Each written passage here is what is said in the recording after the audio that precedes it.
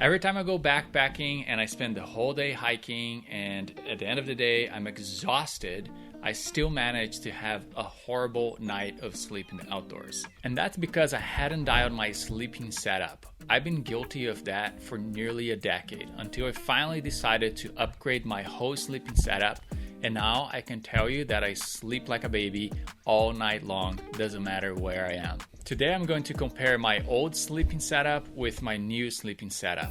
By far the most impactful change that I've made to my sleeping setup was to get a good sleeping pad. So if all else fails and you're in a super limited budget, make sure you get a good sleeping pad. At least that's what worked for me. Going from this to this, that was night and day, literally. Let's start with this. That's something that I didn't have, that I just bought recently, and I wish I had bought this 10 years ago. This is a backpacking pillow. This is the Sea2 Summit Aeros Pillow Premium Regular. It's not the cheapest pillow you're gonna find online. There's definitely cheaper options on Amazon, and I have some of those behind me. But the Sea2 Summit has a nice velvety feeling to it, and it fits inside of the pillow barn of this sleeping bag. That's something we're going to talk about in a little bit, and it makes all the difference. I used to just shove my backpack on top of my sleeping pad and use that as a pillow, thinking it was good enough. And sometimes it was too high, sometimes it was too low, sometimes it would slide out of the sleeping pad completely just because it's a big backpack. And what's funny about this is that I didn't want a backpacking pillow because it's just space in the backpack, which is ridiculous. Look at the size of this. It's so small compared to an iPhone. Look, this is an iPhone, this is the pillow. It's just really small, and it weighs barely 3 ounces. It's totally worth the money to invest in something like this. Now, this is a blow-up pillow, and I like this because it's very compact and very light. Sea2 Summit also offers like a memory foam version that you don't have to blow up, but it's bigger and heavier, and that might be your cup of tea. It just wasn't for me. Now onto today's sleeping bag. This is my old Sierra Designs sleeping bag. It's fine, it's warm, there's nothing wrong with it. Did I need a new one? No, I did not need to buy the Big Agnes. This right here is the Big Agnes Lost Ranger 15F. They do make a 0-degree bag, but this is rated for 15. This one is cool because it has a pillow barn, so it allows me to tuck my pillow in there and it's not gonna move. And it has drawstrings to secure the bag to the pad. And this is a really big game changer because that way I'm not sliding out of the pad. It keeps everything in place. It's just one of those luxuries that once you have it, you're like, yeah, I've been missing out all this time. But if you don't have it, it's not like it's gonna make or break. But for me, going from just a sleeping bag to a sleeping bag and quilt system was definitely worth the investment. One last thing on the Big Agnes Lost Ranger is that the quilt is rated to 50F, but the sleeping bag is rated to 35F. So when you combine both of them, I can get all the way down to 15 Fahrenheit, which is really cold. I don't know how many nights a year, or even in the span of like 3 years, that I'm actually gonna sleep in a 15 Fahrenheit night. So this is definitely what works for me. You might need something a little warmer, or something that doesn't even need to get down to 15F. But the sleep setup of quilt and sleeping bag, definitely a game changer if you want to have a good night of sleep. Now onto the sleeping pad.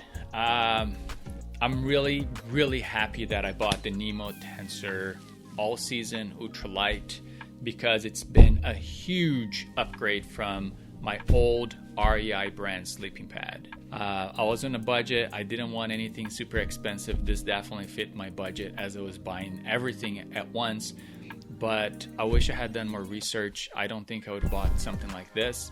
I would have bought something that's probably a little bit thicker and had better air valve that didn't let the air escape during the night. it really came down to the Big Agnes Repeat and the Nemo Tensor. Like, everyone had raging reviews about both of them, and I felt like the Nemo Tensor fit my needs a little bit better than the Big Agnes Repeat. So that's why I went the Nemo Tensor all season. I didn't go with the Extreme because I didn't want the extra weight, and like I said, I don't think I'm ever gonna camp in like crazy cold conditions that I will need an extreme pad like that. I think this paired with this will definitely provide me a good comfortable night of sleep even in really cold conditions. So now let's just compare the size of this sleeping pad, which I was never able to get it smaller than this, and this is pretty drastic. I mean, this used to go on the outside of my pack or inside. It would just take so much space compared to something like this. Okay, so how much did I spend to go from this to this? This gear was okay at best. Again, I'm getting old, so I like to have good nights of sleep wherever I am. Definitely worth the investment for me.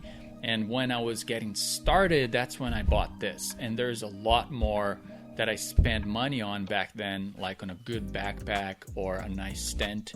So definitely budget was way more limited 10 years ago than it was today, that I'm just upgrading this. And even this took about 6 months to buy everything. So Nemo Tensor all season ultralight sleeping pad. I bought it for $150 on REI Resupply. That's where I buy most of my gear. REI does a really good job at basically refurbishing the stuff that gets returned. So $150 for this. The C2 Summit Arrows Pillow Premium, about $50 also on REI. We are at $200 here. And then this Lost Ranger Big Agnes, $300 for the setup. Sounds expensive, and it is a lot of money, but I think this setup new is $500. We're going to be talking about backpacks on the next video. I have a backpack problem. I have more backpacks over there. I have all kinds of backpacks, and if you haven't subscribed to the channel, make sure you subscribe because the video might be out or might not be out. So if the video is out, just click over here.